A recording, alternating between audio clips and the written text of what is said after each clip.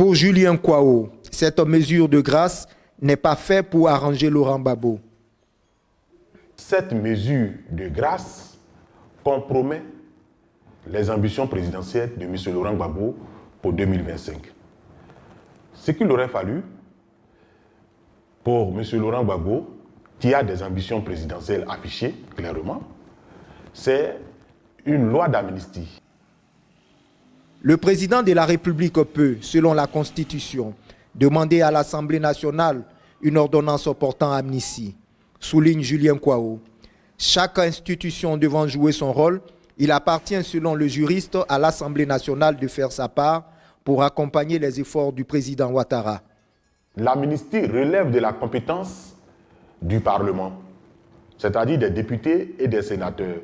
Il revient donc au Parlement de prendre une mesure d'amnistie pour suivre le président de la République dans sa dynamique de réconciliation nationale. La décision de gracier le président Laurent Gbagbo apparaît comme une des conséquences du dialogue politique initié en début de l'année entre les différents acteurs de la vie politique que sont Bédié, Gbagbo et Alassane.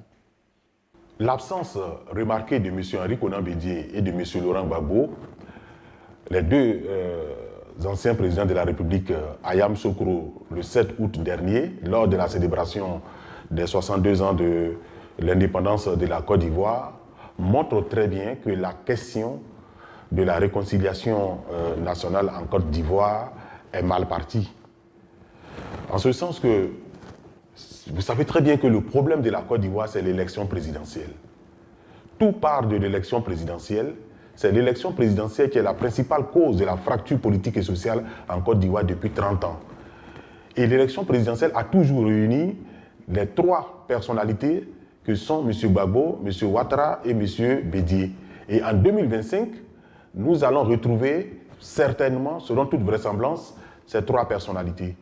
Autrement dit, déjà, nous sommes dans un jeu politique.